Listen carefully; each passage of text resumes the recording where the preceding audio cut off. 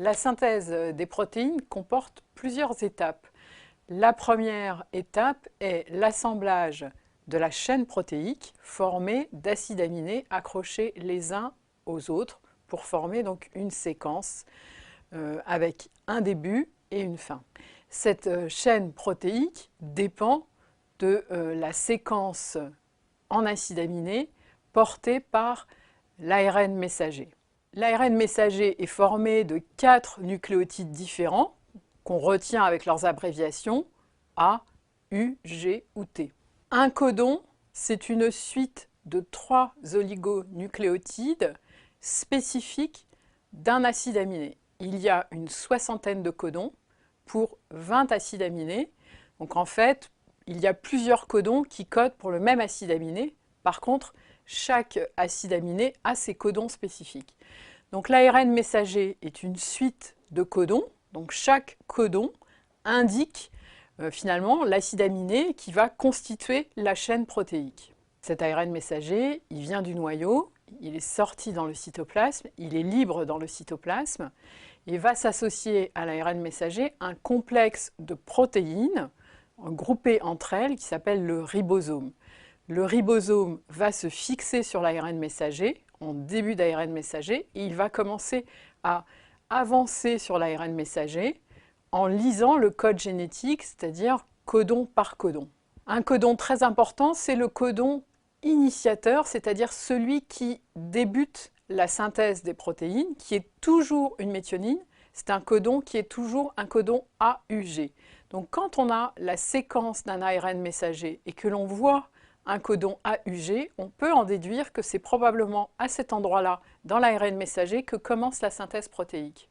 Ensuite, à côté de ce codon plus l'ARN de transfert méthionine, il y a le deuxième codon, codant pour le deuxième acide aminé de cette protéine.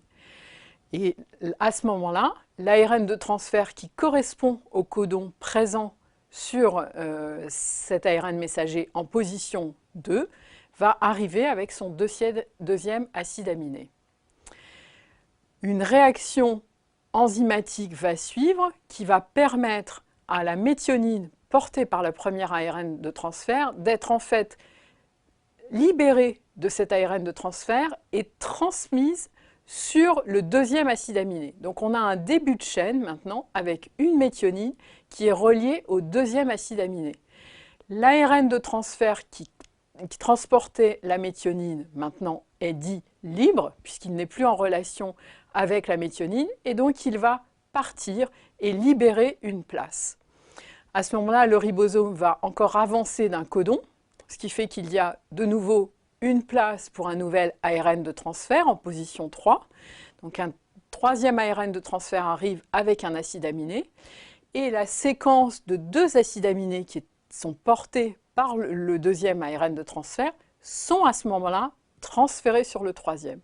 Et ainsi de suite, les 3 acides aminés sont ensuite transférés sur le quatrième, etc., etc., etc.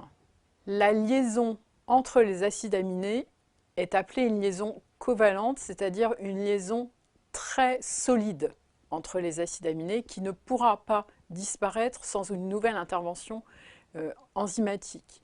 Donc la chaîne protéique formée de cette suite d'acides aminés est quelque chose de très solide.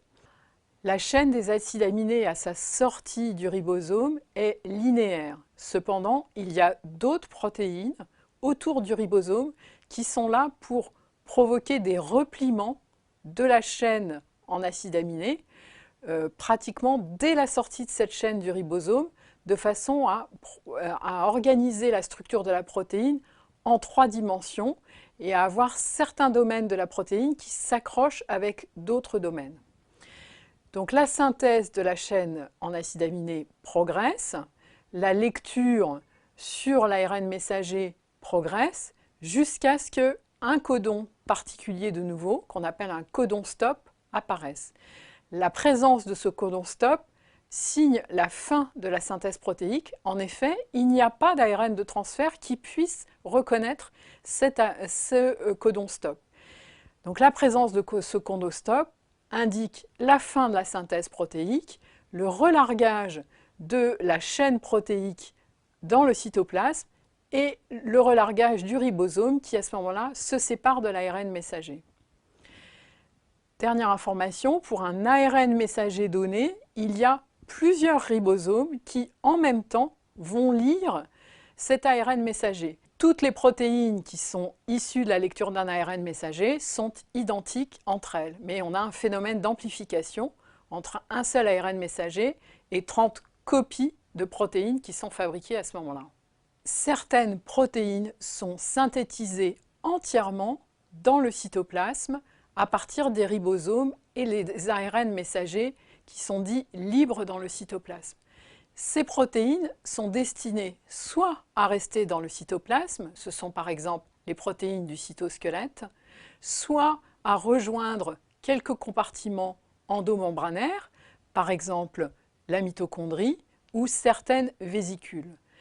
Les protéines qui sont destinées à la membrane plasmique ou destinées à partir à l'extérieur de la cellule dans la circulation sanguine voient leur synthèse débuter dans le cytoplasme, mais se poursuivre dans le réticulum endoplasmique. Les protéines des ribosomes, par exemple, sont des protéines qui sont synthétisées dans le cytoplasme, qui vont être rapatriées dans le noyau, qui vont être assemblées en ribosomes dans le noyau et qui vont ressortir du noyau pour ensuite s'associer à des ARN messagers. Toutes les protéines du noyau sont synthétisées dans le cytoplasme et sont ramenées ensuite dans le noyau. Certaines d'entre elles peuvent ressortir dans le cytoplasme ensuite.